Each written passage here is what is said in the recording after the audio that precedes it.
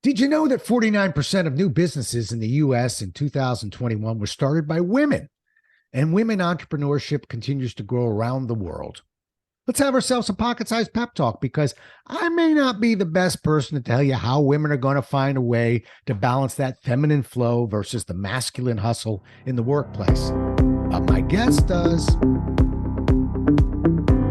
A Pocket Sized Pep Talk, the podcast that can help energize your business and your life with a quick, inspiring message. Now, here's your host, Rob Jollis. Today's guest, Monica Yates, is a trauma healer and feminine masculine embodiment coach. She's the podcast host of Feminine as F and runs a business helping people from all walks of life get into their magnetic feminine energy. She's also been featured in Vogue, Glamour, Men's Health, and more.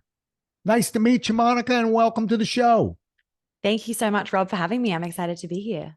Well, we're going to have a good talk, and it's a pleasure to see you, but I want to dive right in, and I'm going to start with this book that isn't out yet, but you're working on, but I want to hear about it. So Tell me a little bit about what's coming, how this book found you, and what we can expect to see. Okay, well, I've been writing the book for 5 years on and off.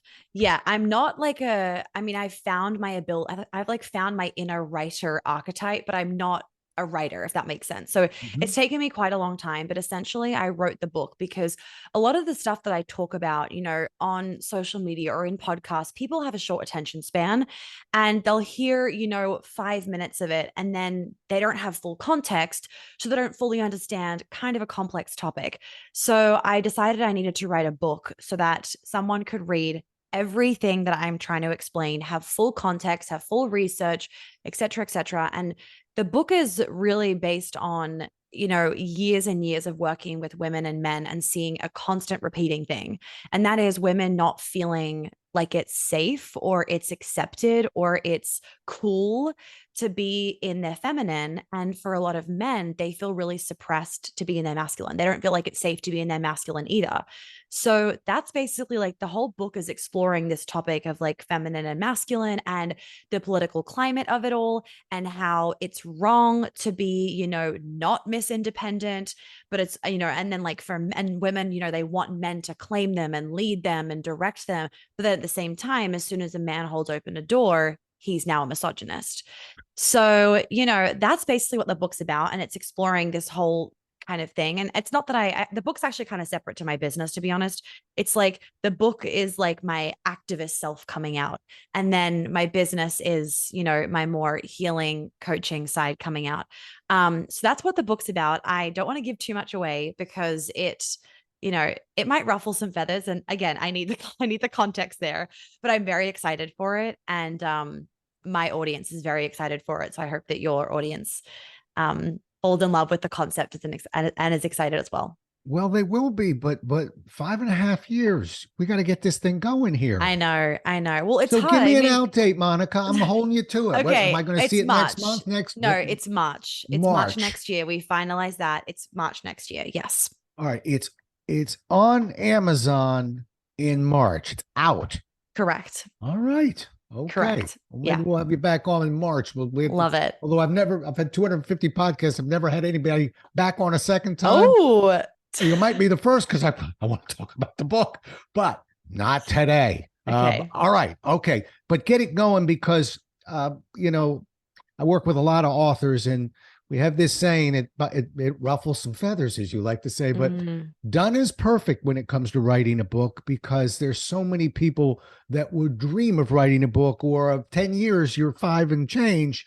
So done is perfect. I'm glad to hear we got March and I'll just leave it be there, but I'm putting it in my calendar. Please do. I'm checking back with you. So you've got Please this do. Jollis guy going to annoy you in March. I better see it. All right. I love it. Let's start. Let's jump into a couple of thoughts, and let's start with how women have been taught to show up in the workplace. And as well, let's start with that, and then we're going to talk about what to unlearn. But let's start with the way it is now. Right. So the way it is now is, most women, they go to a corporate workplace and they translate how they, how we learn to be in corporate, obviously into their own businesses. But for a lot of women, it is this culture of the hustle is worn as a badge of honor. it's cool almost to be burnt out when you're running on 8 coffees a day. It symbolizes you're working hard. And if you're working hard, then you're good enough. And then you're going to succeed. And you then earn the ability to take a day off on the weekends. A lot of entrepreneurs and women that start their own businesses, they don't allow themselves to feel deserving of any kind of rest along the journey of building their business. Once it's built, then they can rest. But the reality is, and I'm sure that you get this as well, it never ends. Like, you've never finished building it. You're going to constantly want more. And so if you don't allow yourself to work in a way that is revitalizing to you and also pays off, you're going to burn yourself out before you even get to where you want to go. And so for a lot of women, we've grown up in households where our mum, who was raised by their mum's mum, had to work very hard to be seen as equal, if that, in the workplace. And so they have then ingrained these beliefs and these thoughts onto us as women now of we have to prove our worth as women. And so what that means is that a lot of women, they will go far beyond what they need to do in order to get success, to get recognition, to grow a business. They will put their health, their hormones, everything on the back burner just to try and feel validated by a system that isn't made for us anyway, right? Like, men have a 24-hour cycle. Their hormones are the same every morning, same every evening. They have a 24-hour cycle. We have a 28 to 32-day cycle. And that's not taken into account in the workplace or even in most women's minds. They don't realize, like, oh, why they're, a bit tired on this day of the month is because they're going to get their period next month. We don't think that because we're not taught that when we're growing up. And because we're not taught how to be a woman when we're growing up, we're like always every day competing against men, trying to be like men, but we cannot compete against a completely different like hormonal profile and biology. And so we kind of are like on this hamster wheel all the time, trying to win a race that we cannot win because we are trying to be like men when we are women. And so as soon as you as women, as a woman, as soon as you can actually shift into, okay, how can I succeed as a woman? You will be able to succeed just as much as a man can. You'll do it in a different way. Like, the execution along the journey will be different. You'll get the same goal. It'll just look different. But the benefit is that you're not going to burn yourself out. Because like study after study after study just proves that, women, we cannot undergo the same amount of stress for an extended period of time that a man can without there being repercussions earlier, right? Like, we have a cycle. Our body is made to produce life. And so when we are in a constant state of stress, and people don't think about the stress of the traffic, social media, like the blue light, being on their laptop all day, the TV show that's stressful, they don't factor those things in. So they're like, I'm not stressed, I meditate. I'm like, you're stressed. Like, meditation doesn't just take all the stress out of it. And so, we don't factor in all of those stresses into our lives, but that stress over a period of time, and a shorter period of time than a man, causes hormonal breakdown, and then we're burnt out, or we're, having ridiculous hormonal issues and we don't know why. And it's because we've been, trying to make our body do something that it's not made to do. Wow. I'm telling you, folks, you can't see me. My jaw's down. It is. You threw so much at me. You had me at our 24-hour cycle, which was the first sentence, which I had no idea of. That's scientifically been proven.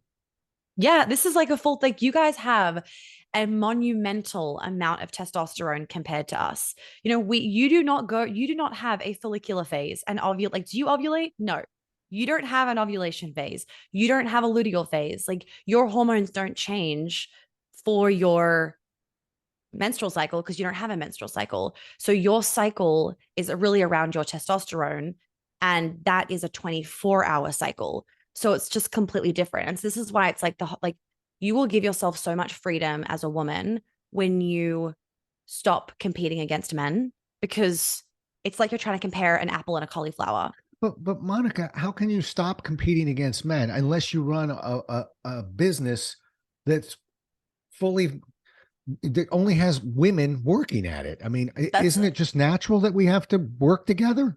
I mean, that's the key thing. It's working together. So this is a good point. So to really clarify this, it's not that you will be working against men in that, let's just say you're like, I don't know, doing a deal or something, and it's like you're speaking to a man on the other side of the table. You're obviously up against a man. But what I mean by it is that women in their minds, and everybody in their minds, we compare ourselves to other people. So you compare what you're doing. I'm just going to use an example. It's like you compare your day-to-day routine to a man's. Like women will, okay, a clear example is intermittent fasting. It's all the rage, but all the studies have been done on men. Intermittent fasting can be really bad for women's hormones. You have to do it a different way because of our cycle. So it's not that you will never be up against a man. It's that don't try and compete like a man when you are working with a man. Compete like a woman, because then you will win without burning yourself out, having a whole pile of hormonal issues, and then having to clean up all that mess that a man doesn't have to clean up because he can be in a state of stress for a longer period of time. Okay. So I'm going to throw a scenario at you. Okay. And I never get political. So I'm not red. I'm not blue. I'm just, well, neither. You're talking to a good person about a scenario. Okay. Correct. But I remember that when Hillary Clinton ran for president in the United States, and they were debating, Trump and Clinton were debating. And I read a lot about this afterwards, about how Trump got out of his stool and was pacing behind her and sort of trying to intimidate her. And as watching the debate, I remember thinking, well, why don't you do something about that? Thinking like a man. Okay, sit down. Right. My testosterone was taking over. Literally there. Right. But it was interesting to read Hillary's thoughts, which was, oh, that crossed her mind. But how would she be perceived? If I did it, I'd be perceived as, that's a man taking care of man's business. Right. Hillary does it. She's, I don't know. I'm sorry, I don't have another word, but she would be considered almost like a bitch, yeah. Totally. Before we got on the air, I told Monica, I don't cuss on my show. And now look what you did to me. But point being that I remember sitting back and thinking how unfair that is. And yes, there'd be a lot of people would look at it completely different. And I think that's sort of what you're describing. Do I have that right? I mean, that's like, I would say that's more of like an extreme example because obviously a difficult situation. That's more, I would say, a situation where I'd be saying, okay, there is like clear, like feminine and masculine. And it depends how she wants to be. It depends how she wants to hold herself as a woman. Now, if let's say I was Hillary Clinton, I have a lot of like self-respect and I can stay very calm because I've trained myself to stay very calm in the face of like chaos, right? So if I had Trump doing that, I would look at him and I'd be like, what the fuck? And I would say, I would be thinking like that in terms of like, so immature. And what I would do in terms of my energy, my body language, the way that I would not just react to that would actually mean that people would have more self-respect. Like if I was up on a podium with a microphone, I'd be like, excuse me, Trump, would you mind just sitting back down? I'm not really sure what you're doing here. And it's that very much like that queen energy that women have lost because we see that as, we're giving into the patriarchy if we, quote unquote, act like women. And my argument is, what is wrong with acting like a woman? Like we have made it wrong to act like women. And it doesn't mean that you can't get angry and express yourself. Like we've completely misinterpreted what it means to be a woman. We think that women can't get angry. Women can't, fight back. Women can't, put their foot down to a man. That's not what a woman is. That would be a very like wounded version of a woman, but like the queen and that queen energy, just like a man that is in that king energy that has self-respect and dignity and honor. You don't tolerate that kind of behavior. Doesn't mean you have to yell at them. That isn't going to grant you more respect, probably from the majority of people. You're going to get shitloads more respect when you actually are like, excuse me, sir, can you please sit down? Like you've had your moment. Now it's my time to talk. Yeah. And it's almost like having that sassy energy that women can often bring where men go, oh, and it's this weird combination of it's like kind of a turn on, but also like you're being put in your place. And we've just, I feel like as a society, lost the fun in the dynamic between men and women. At the end of the day, we are stronger together. Like we have different strengths and weaknesses. And when we blend the two together, it's like one whole big strength. And I feel like we are so focused on competing against each other that we've forgotten how we can like play together, if that makes sense, to make a stronger society. It makes complete sense to me. And yet, it's a great way to say it makes sense. And yet, but we have the Me Too movement that rocketed its way through here, Yeah. and rightfully so. And yet, it confused the boundaries. Right. There were certain parts of Me Too which were so overdue and Yep. and beautiful. And then it, we never knew really well how much is enough. Where does this boundary stop? And so let's talk about that for a minute. Let's Yep. just talk about boundaries, and Yeah. because it's confusing. So I'd love to hear your thoughts on that, because I have to imagine that's very difficult for women. And in a sense, that's what that Clinton Okay. Trump piece that I was searching for, which was, where is that boundary? Yeah. Where's the boundary at work? So it's interesting that you bring this up. So number one, as part of my book, actually, I did a study from a bunch of like anonymous men, right? Online, they'd fill in like a form. And one of the number one things, and I ask men all the time, like when I was single, I would ask them all the time. And the number one thing is I am so confused about what women want. Some women are like, hold the door open. Others are like, no. Some are insulted when I offer to pay for the day. It's so confusing for men. And what's interesting is that one of the number one things that women crave is for men to lead, is for men to be like, to be like, we're going to go on a date here, and to not have to have the woman making up her mind. There is nothing more unattractive to a woman when he goes, where would you like to go for dinner? Like, oh, like vomit, just so disgusting. No woman wants to, like, no woman that wants a relationship with a man wants to hear that. And yet we put ourselves as women in that situation because a lot of the time we confuse the boundaries. We don't allow ourselves to be women. We put ourselves in this gray area of like half being the man, half being the woman. So then he's like, wait, where's my place? Like, I'm confused now. And so hence these boundaries have become so blurred. And on the topic of the Me Too movement, there is a lot of research actually that shows that it's been detrimental to workplaces because men like men in the workplace, they don't want to invite women out to work dinners. They don't want to have to go on like work trips with women.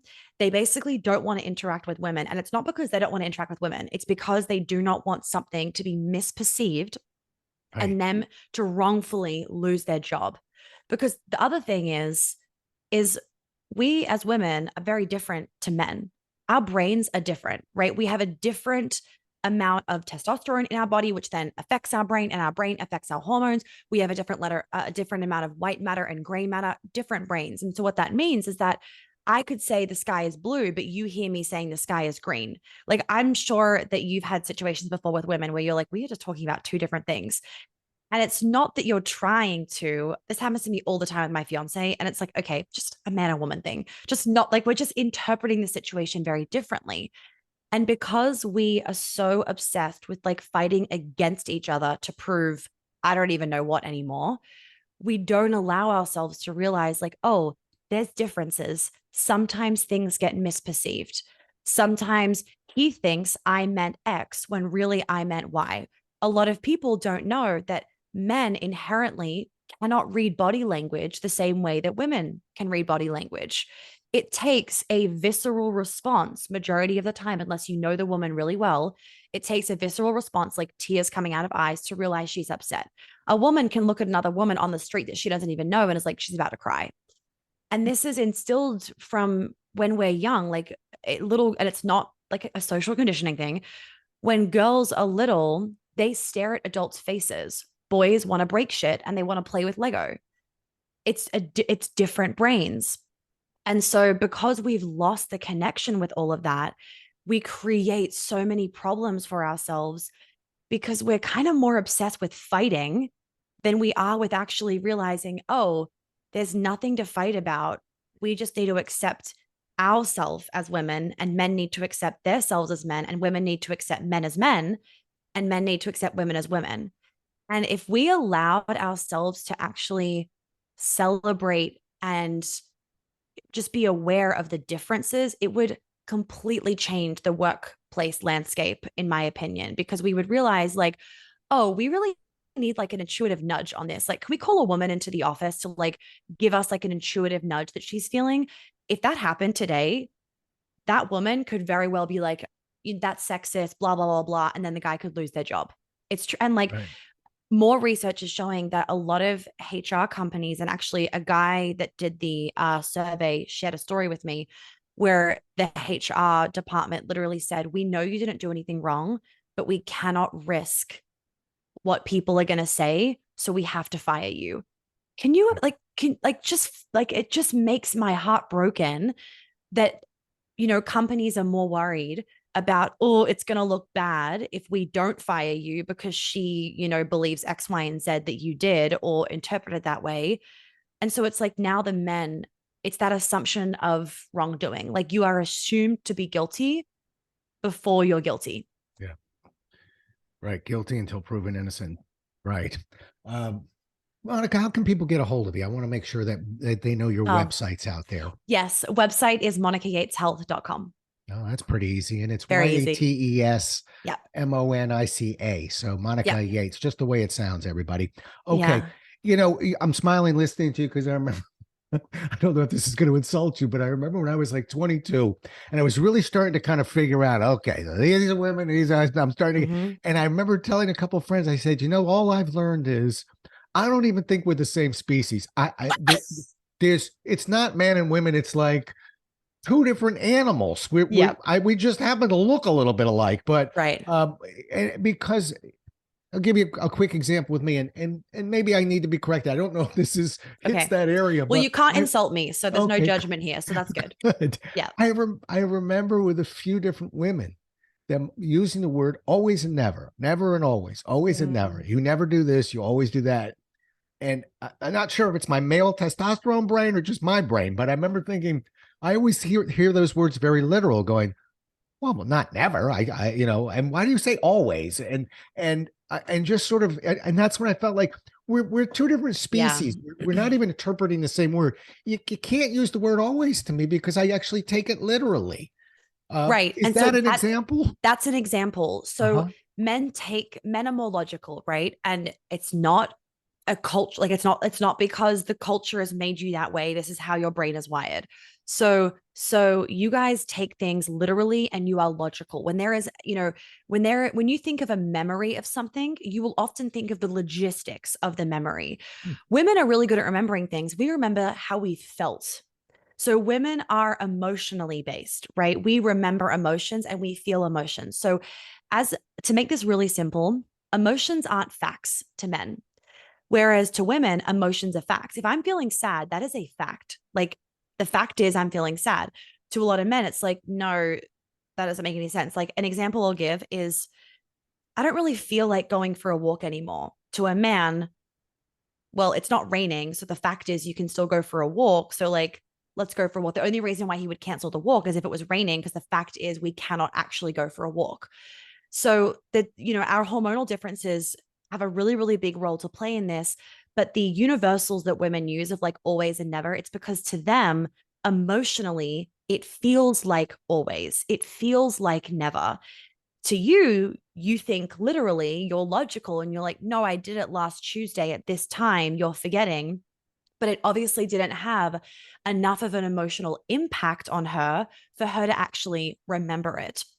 Right. So that's something that women have to like, I had to train myself out of that, of the universals. It's because we react with like our emotions, right? And like most people do, but women more so.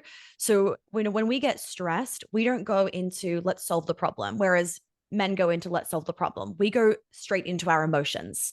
So it's like, you never do this, you always do this, blah, blah. And of course you're like, what? That doesn't make any sense. Which then further pisses her off because she just wants to be, in that moment, it's like she wants to be claimed. She wants to be wanted. She wants to be seen. But then, of course, in today's climate, it's not safe for a man. Well, you know, we say it's not safe for a man to just grab her and be like, babe, I love you. I got you. Like, shut up. Everything's okay. But the thing is that women like deeply crave that. They feel wrong for it. But I have 6 years of women to attest to this of why do I just want him sometimes to like grab me, push me up a wall and tell me to shut the fuck up and that everything's okay. And it's like we test men with our emotions because we test them of how much are you going to protect me and provide for me, but it's all subconscious. And so it can, for so many women, it's like we feel like there is this battle in our heads because society says that's weak and wrong and like backwards to want that. But our body and our heart and our biology is craving that feeling of being protected and provided for, especially if you are a powerful, high achieving woman. You will crave that even more because you're the one that has everything on your shoulders.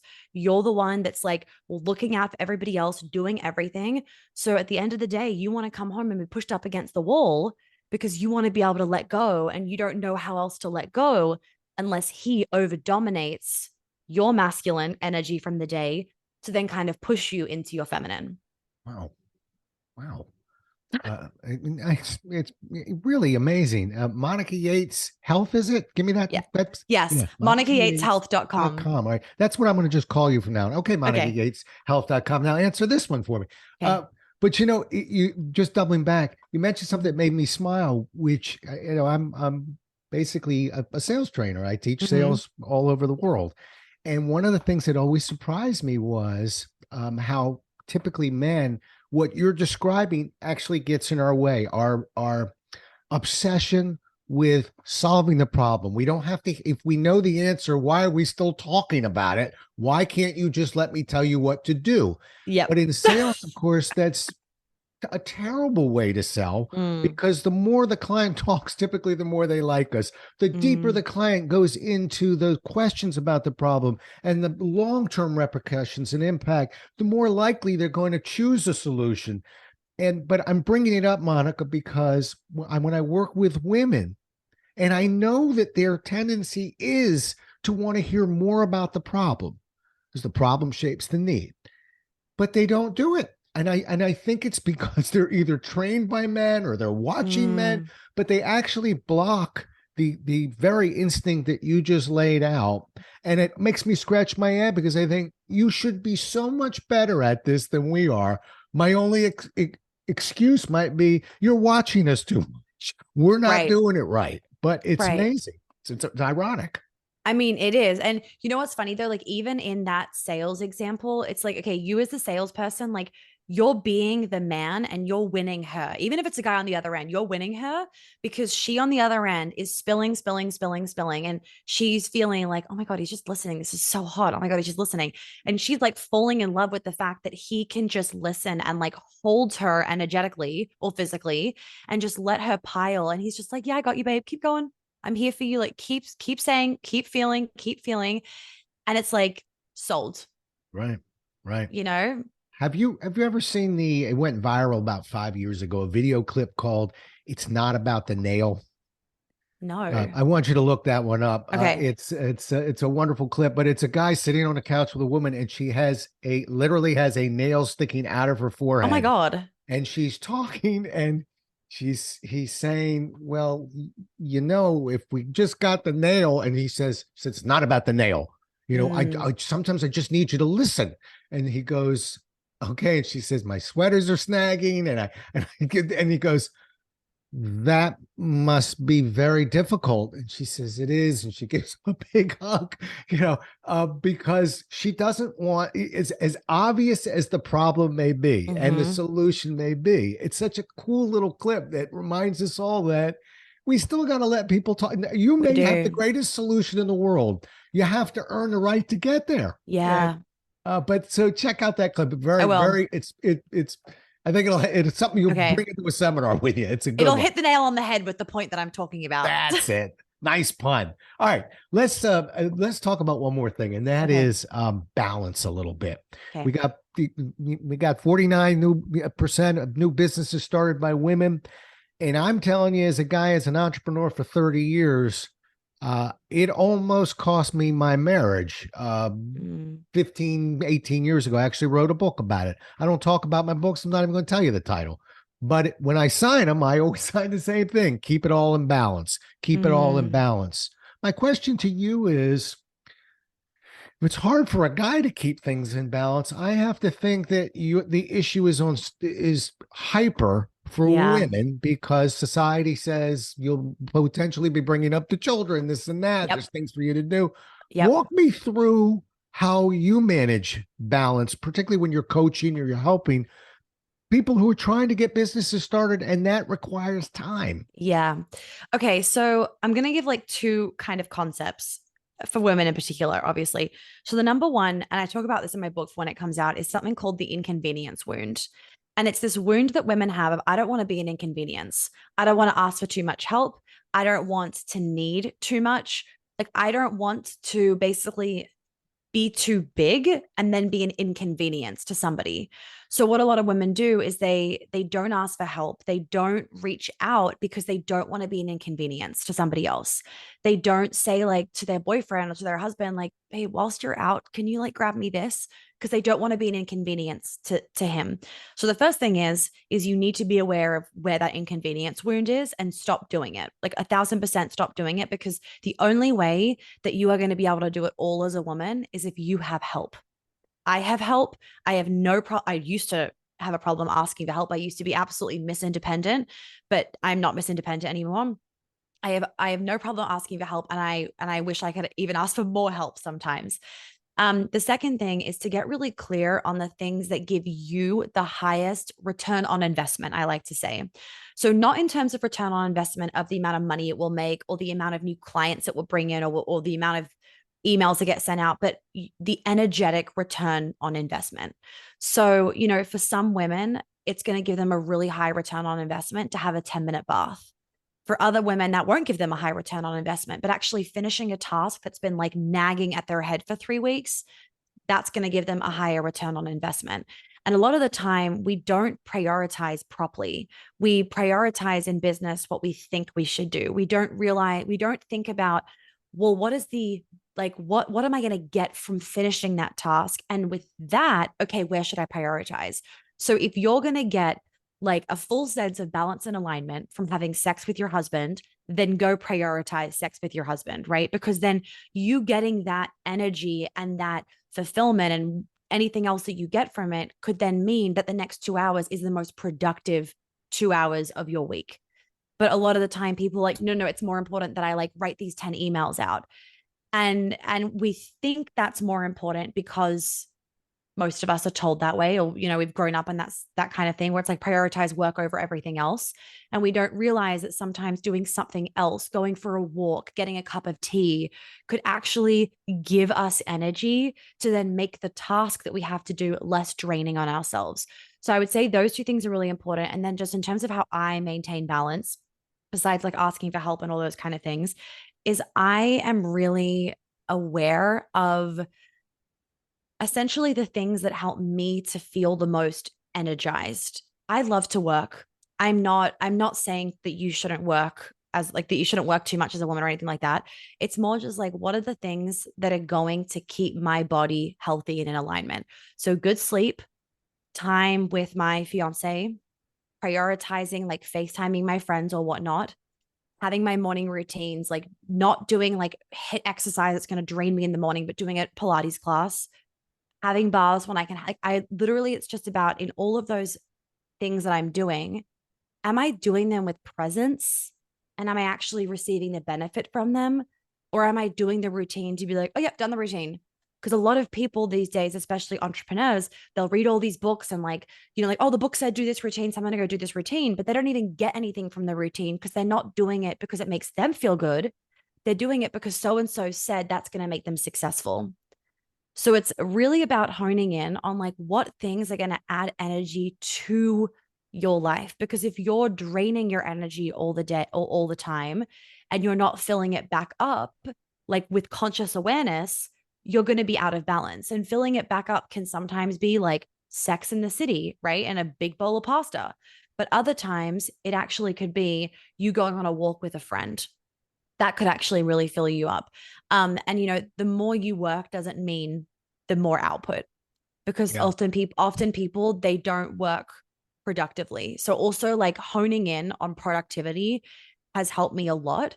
And like honing in on how to actually prioritize my tasks in terms of that ROI has helped me a lot to even prioritize business tasks. When I have a long to-do list, it's like, okay, what is going to give me the highest return on investment mentally, emotionally, energetically, and then also in terms of like physically in the business as well. Yeah. Yeah. I think I'm walking away. One of the things I sort of circled as I was listening to you Mm, is priorities, is really, I think that's what happens. Everything sort of jumbles together. And, I don't think that we even, again, sorry to crowbar sales in here, but one of the things that's really important when I'm working with salespeople is you can't be everything to everybody. yeah, So a priority, helping a client prioritize the problems they want solved, the needs that they're looking for, uh, helps both sides of this thing. And I'm smiling because I think I'm fairly well trained. I have a public service announcement to all the breadwinners, whether it's a man or a woman, is that one of the things that I learned, and I at first I thought it was like crazy, but I learned that when we're out there working really hard as the breadwinner, that doesn't mean that the other person isn't working really hard too. mm, So I would come home from, I've got 3 million miles in the air. I come home from, a long trip. I've been in airports. I'm going through this and that. And I'd open the door, and the first thing I hear is, oh, my week, but from my wife, my week was so hard. And it would frustrate me until I finally realized, well, of course your week was hard. You did double duty. Once I had to mm, stay home, while my wife left for a week, I went, wow, this is hard. It's a lot easier when there's two people here. yeah, So it sounds so painfully simple, but one of the things that really helped me, because it frustrated me, uh, mm, was learning that when one person is working hard, typically the other person is working hard. Has nothing to do with who's got the bread. Okay, it's agreed. everybody's jobs intensify. But talk me through that. I'm coming Mm, down the home stretch with you. I want to hear about that. I know you coach and work with men and women, correct? yep, correct. So from a male perspective, with all these entrepreneurs and women starting businesses, Hmm. and let's make many of these business successful businesses. Yep. How are the men handling that when they've got a female breadwinner there? So I'm in this situation and I love talking about this because there's actually, which is why I'm like really passionate, uncross my legs. I'm like, let's go. I'm passionate about talking about this because not just because I'm in this situation, but I think that it's going to become a very up and coming kind of issue. Not like it's a good issue, right? Because women are Yeah. making money, but it's an issue in terms of we are the first generation really that has had a lot of women making money. The nearly the major nearly the nearly a half of households in the US, women make the most money. Wow. What this means is it can really wreck the polarity in a relationship because traditionally and literally forever, men have brought the bread home, whether the bread is like a cow or whether the bread is cash, it's been men bringing the bread home. And, for a lot of us, the first thing is that we have to reevaluate what it means to provide because a lot of us think that the way to provide is money. So it's men going to work, right? And women, we don't want to be the providers, right? We want to be, even if like I used to tell myself, I want to be the provider. Like, no, it's a fucking lie you tell yourself because, you feel wrong for actually being like, I want to be looked after. This used to be me before I like got into this stuff. Anyway, and, at the end of the day, women want, and our nervous systems want to actually know that we are not responsible for keeping the roof over our heads. But at the same time, when women are the ones making more money, not necessarily because they're choosing to, but it just kind of happens that way, it can throw off the polarity because we immediately feel like he's not doing enough.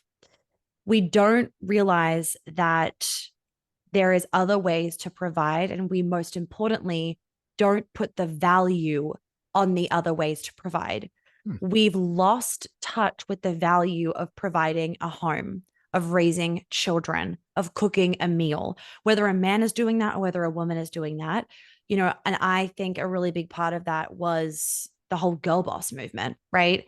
And the like third, fourth wave of feminism, where we as women and as a society, we have lost the connection with the value of raising a family. We think that's like traditional and behind the times and whatnot. But the reality is that what it means is that a lot of women automatically feel devalued when they're mothering or when they're looking after the house. I've had a lot of conversations with women where they have to remind themselves that doing the laundry is important and is valuable, because we only think as a society, because of the online world, that you're only of value when you are making money, when you're online, when you're like posting something on fucking Instagram, right? But when you're doing laundry or when you're helping your children color in their coloring in book, that isn't as much, that isn't valued as highly. So number one is we need to revalue mothers, and we need to realize that that is the most valuable role in society. I mean, a mother or whoever is raising the child, whether it's father or mother, they are raising the next generation. There is no job more important or that makes more money, quote unquote, and the money is in terms of like how amazing the child grows up to be. There's nothing that brings in more abundance into a family than the child. The second thing also is, so men have to do that as well, because men are part of the society, right, where we've been programmed subconsciously without being aware that it's not as valuable to be a mother, right? Or to just be a mother. Like if you're just a stay-at-home mom, you don't bring as much dough home. So men also need to realize the value of that and allow themselves to see that, especially when she's trying to juggle work and family, she's working two jobs, and they're two jobs that are pulling her in the complete opposite direction, right? One is pulling her, I want to be home. I want to play with my kids. I want to love them. I want to cuddle them. And the other is I want to fulfill my purpose and my passion. And it's completely opposite directions in a way. So that, just having that in a woman's mind, it creates a lot of that mental load that women speak about these days. And then, you have to factor in that she doesn't then just have the children's extracurricular, activities on her shoulders to remember. She also has all the things at work on her shoulders to remember. So one of the things that could be really helpful for a lot of, men and women, is especially men, when you're coming home from work and you've had a really big week, let's say, but like as has she, is not coming in and talking about work. When you come home, you guys are husband and wife. You're not business partners. You're not friends. You're not competing against each other. You're husband and wife. Can you validate your own week at work for yourself and actually be okay with possibly not being validated and seen by your partner in terms of like how hard you've worked, and actually firstly validate her? Yeah. Because And let me especially, jump yep, in one second. yeah, I hate to break in, that's okay. but I want to get in on this point. I want to give you a male perspective on this, Mm, because there's two sides. I'm going to tell you what I worked out with my wife. mm, I had no problem not talking about my week. Matter of fact, I really didn't want to talk about my week walking in the door, but I also wasn't ready to hear about her week yet. this is a good, So yep, okay, communication, we and we did real well on this one. yep, We realized that we had about a 30-minute buffer. That's all we needed. But let me get my bag on the bed. Let me get a few things put away, decompress, take a couple deep breaths, yep, and then hit me with what's been going on, because life's been going on in this house. And yes. I'll hit you with what's been going on if you want to hear about it. But I know that really worked for us, of And that is the creating that case boundary. Yeah. for a lot of couples. What people, and women don't do it for themselves, and men sometimes do it a little bit more because they're coming home from work, so they have that transition time of like being in the car or something. If you don't have transition time from work to home, it's very jarring on your nervous system. You Yeah. walk in the door and it's just like explosion, especially if you're a father and it's like you got a wife and three kids just coming at you. It's like, oh my God, too much. And Right. again, it's like you don't need 3 hours to go decompress. You need to just simply know that you're allowed to walk upstairs, to get out of your work clothes, to jump in the shower and just have 10 minutes to come back to yourself as a husband, as a father, Right. before you go downstairs. Cause then you can step more into that husband father role. You're not in that like, role of being at work where it's like I don't know, your assistant is just like dumping a pile of issues on you. And you're like, oh my God, I cannot right now, which is what sometimes happens. And we don't realize it. We bring our work selves home. And so we act in the same way as though, let's just say, your assistant or like an intern is just dumping problems on you. And you're like, you just want to be like, oh my God, go away. The same kind of dynamic happens. But if you can then shift yourself, if you have that transition time, shift yourself into that father, husband, you can then come with, I want to protect, I want to provide, I want to hug you, I want to love you, I want to take things off your plate. Right. Right. Which is a really important thing. And quickly finishing what I was saying before, for men, women just want to be seen, especially these days. We want to be seen in how much we're doing. How we have this constant battle of, well, we can now do anything we want, but now that's almost like decision fatigue because I want to go to work and fulfill my passion, but I also want to be a mom. Right. Whereas fathers, they don't have men, yes, they want to be a dad, but brain different, right? You guys find it much easier to go to work and like leave the kids than us, because you've done it forever. Your brains have been wired. Your job isn't. And there's a lot of research behind that, which we don't need to get into. But point is that women want to be seen. So men, if you can literally just grab her and be like, I completely see how much you've been doing this week. And I just want to validate that, like, I like appreciate you as a mother and my wife and raising our children and going to work. Honey, go sit down. I'm going to finish dinner. Like, you've just made her life by saying something so simple, because all she's craving is to be seen. Yep. Hence, when you don't do that, she picks more. Right. She gets more frustrated. Yep. You're doing both sides a favor when you do that. I hear you. I think one of the greatest exercises anyone can do, and I don't care who's at home, but whoever's at home, you go hit the road, go out and have a nice week on the road, and let the other person spend just 1 week sitting home, and you won't have this conversation anymore. I remember I played in a basketball league once, and I tell you, nobody gave the referees a hard time. And the reason why they didn't was the requirement in this league was you're going to ref 2 games. And you're going to see what this is like. And basketball happens. I've played a lot of basketball. There's things going on everywhere all the time. It's constant.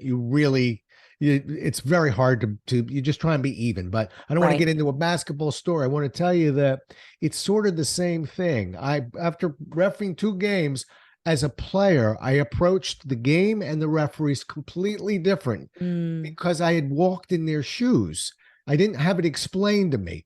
And I think it's the same here.